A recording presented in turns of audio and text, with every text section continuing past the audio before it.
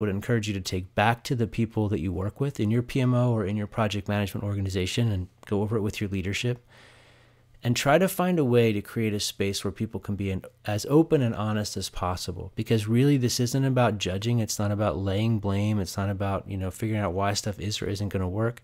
You're just trying to understand some context. It's going to give you a better view of what's actually happening. And that becomes very important when we talk about some of the stuff we're going to go through in a few minutes.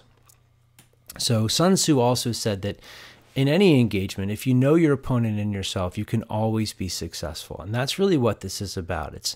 The opponent is resistance to change.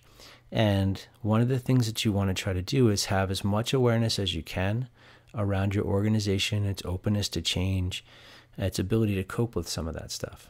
So that's what the 5 measures is really all about. All right, now we're going to talk about Agile and the project manager, and this is the lead into the next Canvas tool.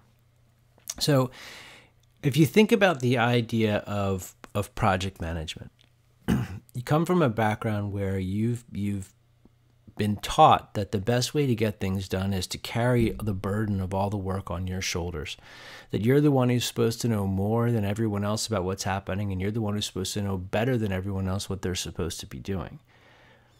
If you come from that background, and you take a look at Agile, you kind of look at it through that lens, it leads to some Whiskey Tango Foxtrot moments where you're sort of like, wait, now I'm supposed to let everyone else decide what to do, and how do I know they're going to be responsible, and how do I trust them, because I've already learned through my experience controlling people that they can't be trusted. It's a very difficult shift. I think for a project manager or a PMO or anybody coming from that background, it's really hard to move into Agile, because we've been taught that the only way to be successful, and we've gotten to the positions